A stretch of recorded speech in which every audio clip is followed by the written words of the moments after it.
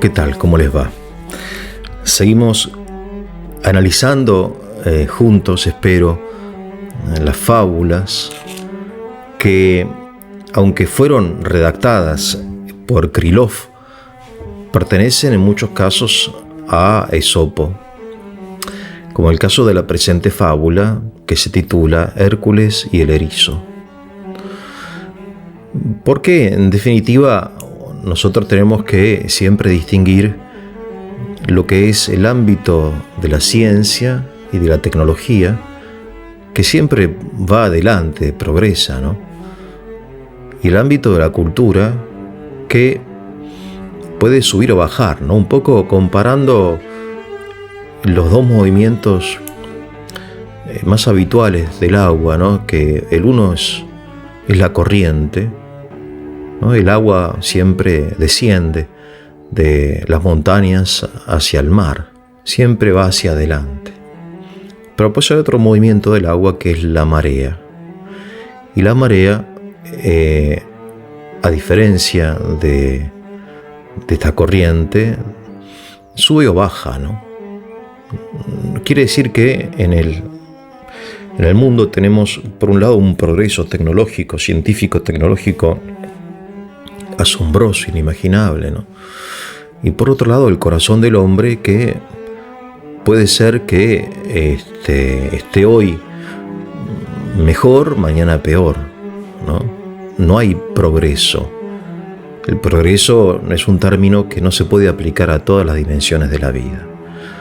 Por eso encontramos en la antigüedad obras de pensamiento o de filosofía o fábulas que pueden ser más perfectas, más profundas que las obras de pensamiento, de filosofía del día de hoy, ¿no?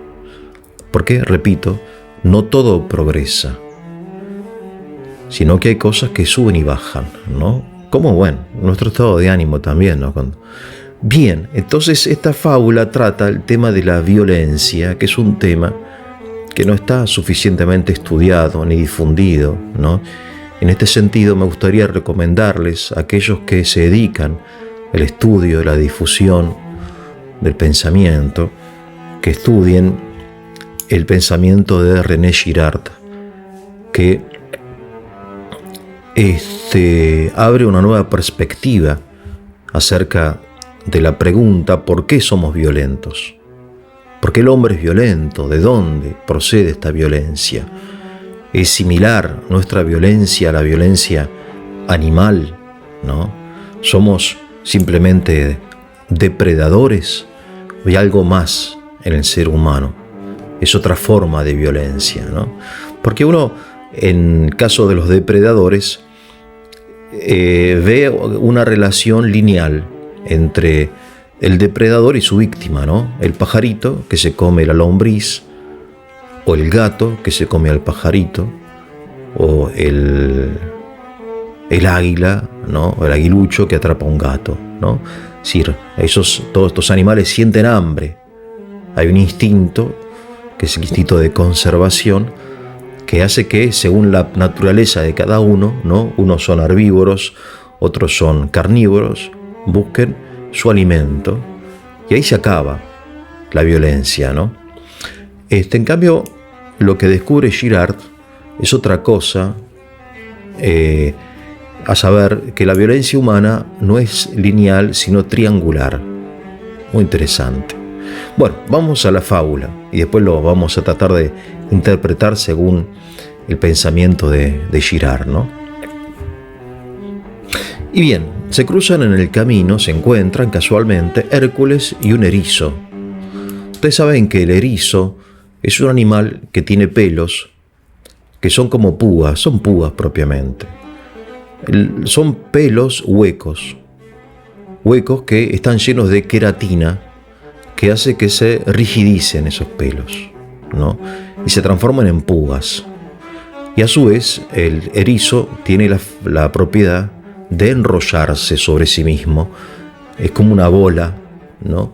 Y entonces los depredadores de los erizos no se pueden acercar. Entonces se encuentran Hércules, obviamente, un héroe, ¿no? Que va con su escudo y con su lanza, en busca de alguna nueva aventura, ¿no?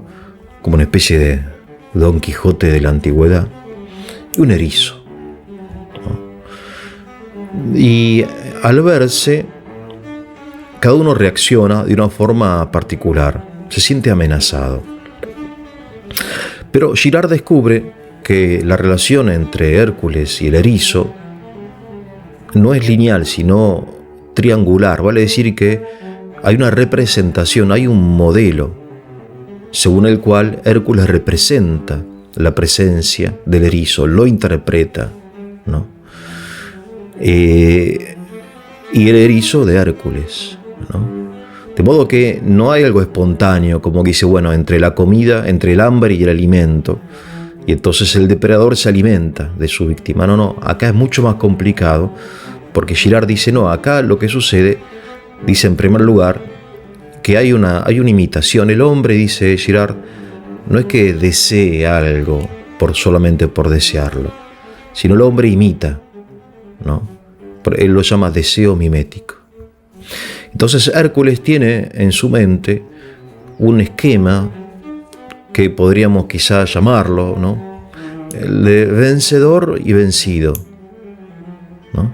Porque él es un héroe, pertenece a la estirpe de los héroes, ¿no? De los semidioses, a la historia, y él es historia. Y entonces aquí el erizo o termina siendo vencedor o vencido.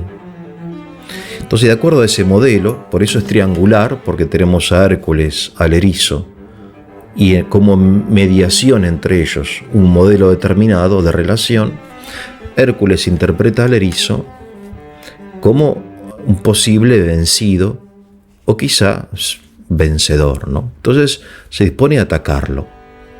El erizo interpreta esta reacción de Hércules como una amenaza, ¿no? Y en principio ni Hércules ni el erizo tienen, en fin, necesidad el uno del otro. Porque, ¿para qué quiere Hércules un erizo? ¿Para qué querría matarlo? No sirve para nada un erizo, no se puede comer. Es una porquería, ¿no? Y el erizo mucho menos. ¿Qué interés puede tener en Hércules?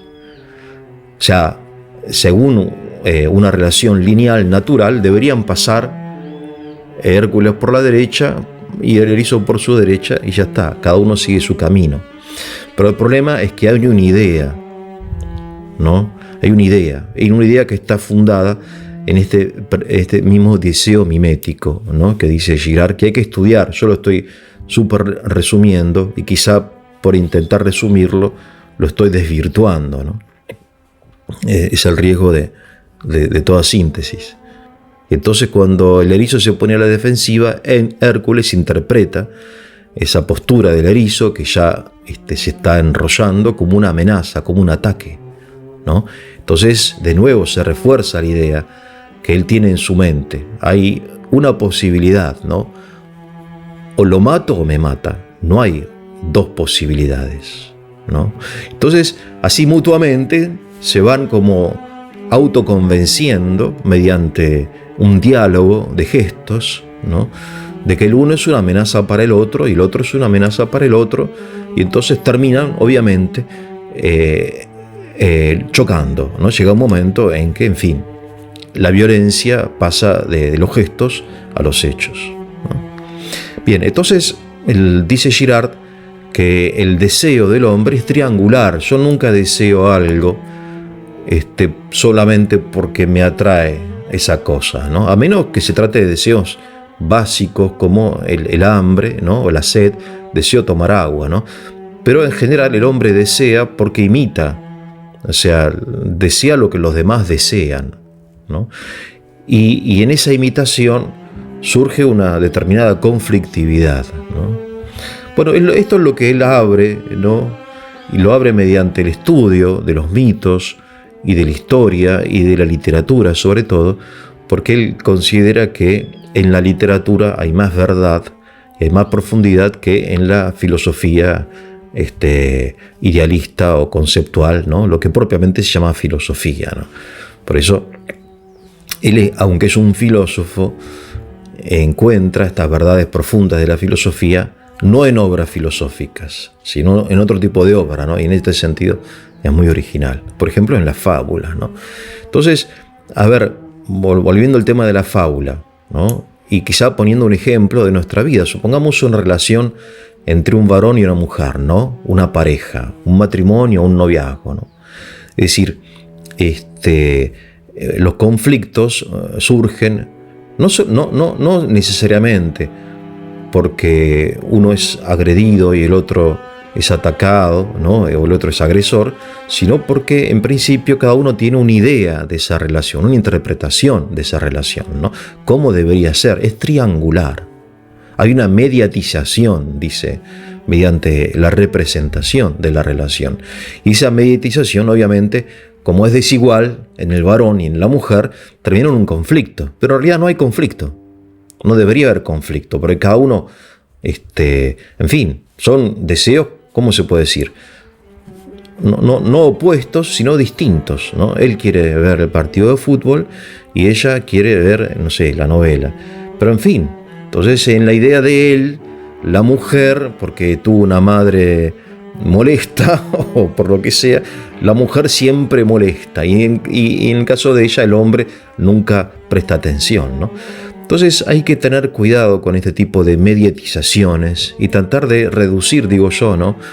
Para llegar a una especie de moraleja, la realidad a su aspecto más evidente. En el aspecto más evidente no hay un conflicto entre Hércules y el erizo, sino que cada uno debe seguir su camino. Hay un ganar-ganar, como dicen en el mundo del comercio, ¿no? No hay un perder-ganar o un ganar-perder, sino un ganar-ganar, ¿no? Como un paradigma. Lo que Girard dice que en el futuro, si Dios nos da vida y no terminamos en una guerra nuclear o en algo peor, ¿no? Biológica o lo que sea, lo importante es que cambiemos los paradigmas que mediatizan nuestras relaciones y la hacen más conflictiva o la hacen conflictiva donde no hay conflicto, sino diversidad de intereses. Bueno, esta es una primera interpretación. En el próximo video les voy a dar una segunda interpretación de la fábula Hércules y el erizo. Que tengan un muy buen día.